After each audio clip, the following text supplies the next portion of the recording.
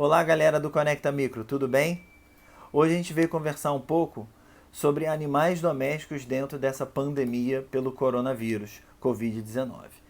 Na verdade, a gente veio atualizar um pouco vocês sobre o que a gente tem relatado oficialmente na literatura, quantos casos a gente já tem relatado, o que isso pode significar e as recomendações mais atuais em relação aos animais. Porque a gente, na verdade, tem recebido muitas perguntas, muitas demandas de vocês sobre onde os animais domésticos se encaixam nessa pandemia.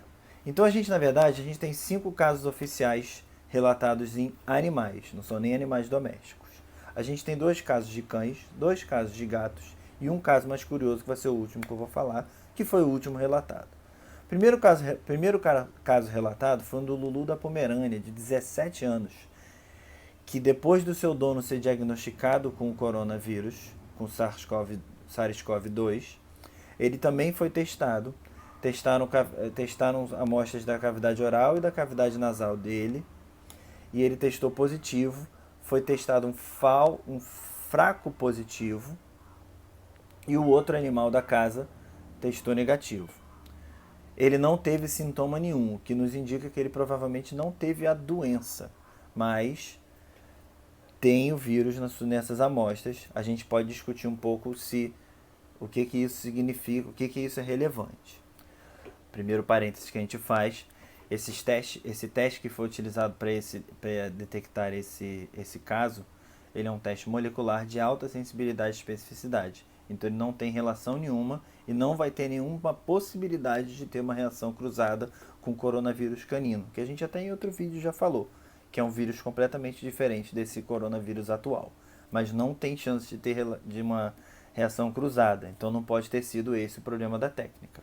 Outra observação, a gente não tem como, principalmente nesse caso que foi um positivo fraco, a gente não tem como saber por que desse positivo fraco. Algumas possibilidades se apresentam para a gente. Tem uma carga viral bem baixa e por isso ainda assim, ainda mais reforçar o não papel de transmissor do animal, neste caso, e ainda a possibilidade desse teste só estar detectando material genético do vírus e não o vírus vivo. Não foi isolado partícula viral viva desse caso. No caso o segundo caso de cão, também vindo da China, é de um pastor alemão, que na mesma situação do primeiro também tinha um dono positivo para o Covid-19. Foram testados nele amostras também secreção oral, secreção nasal e um suave retal, e ele foi positivo também por métodos moleculares. O outro cão da casa, assim como no primeiro, coincidência, também testou negativo. A propósito, um vira-lata.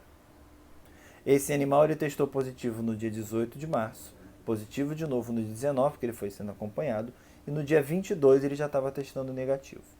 O terceiro caso, talvez tenha sido o caso que mais destaque ganhou, que foi o caso belga, onde a Agência Federal Belga de Proteção à Cadeia Alimentar, de Segurança da Cadeia Alimentar belga, está em inglês, Federal Agency for the Safety of Food Chain, relatou isso. Na verdade, a gente não tem um artigo científico. Ela foi comunicada pela Faculdade Veterinária de Liege, de um caso de um gato que tinha sintomas digestivos e respiratórios, contato com um dono que tinha coronavírus e que uma semana antes tinha voltado da Itália, e ele testou positivo para amostras de fezes, no vômito, que a gente pode discutir se não veio um pouco ali da orofaringe, e ele também, e a gente também pode debater alguns outros detalhes que ficaram faltando nesse caso para a gente realmente fechar. Observação sobre o caso desse gato.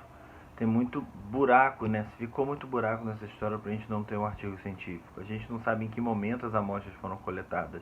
A gente não sabe se outros exames foram realizados nesse gato para investigar outras causas que também possam justificar essa sintomatologia clínica. A gente não sabe nem a idade desse gato, nem o sexo.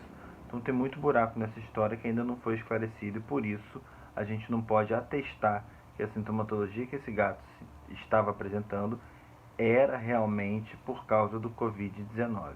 A gente sabe que foi uma metodologia molecular, a gente não sabe nem direito qual. A gente imagina que tenha sido a padronizada para essas mesmas testes que foram os que a gente comentou nos casos anteriores. O quarto caso, também de um gato, foi em Hong Kong também. A maioria dos casos está vindo lá desse lado do mundo.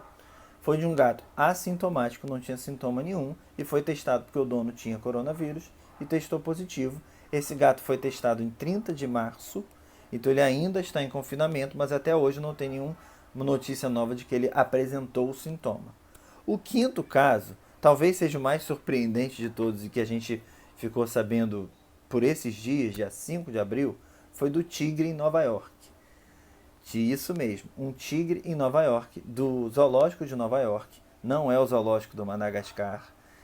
Caraca, o Alex do Madagascar está doente com coronavírus. Só o que faltava, que fica no Central Park, foi o zoológico do Bronx, onde grandes felinos começaram a apresentar uma sintomatologia respiratória, leões e tigres, e desses todos, um tigre testou positivo. Mas a gente ainda não tem a certeza de que a resposta, esse caso clínico respiratório, tem a ver com coronavírus.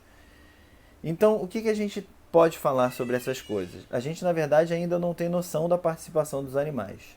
Até porque a maioria dos casos, como a gente pôde observar, são casos assintomáticos.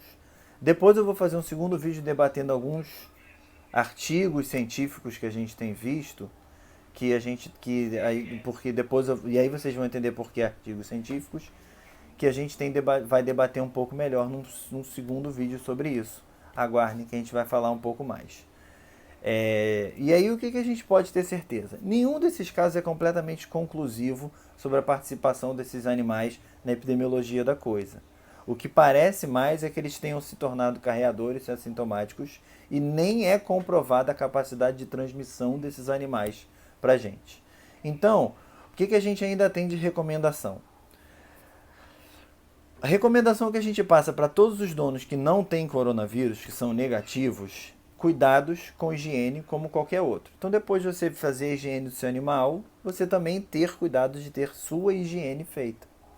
Como qualquer coisa. Foi no supermercado, volta para casa, lava a mão.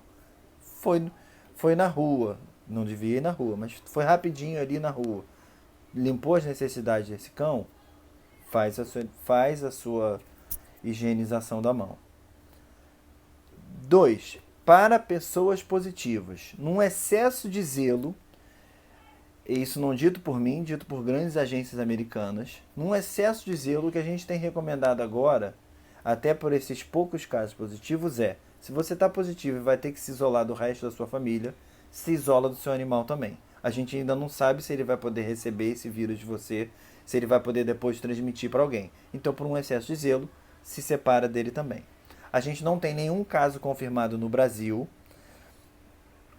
até agora, então a gente não tem nenhuma grande recomendação do Ministério da Agricultura ou da Saúde sobre animais. Mas o que a gente pode falar fique tranquilo, o seu animal ainda não tem nenhuma comprovação que você deva se preocupar em relação a ele, como em outros casos a gente acabou tendo, e demonizar o animal e às vezes até estimular um abandono em massa. Ele não tem comprovação ainda de que transmite, ele no máximo recebeu, e mesmo assim a gente ainda debate muito esses casos. Tá bom?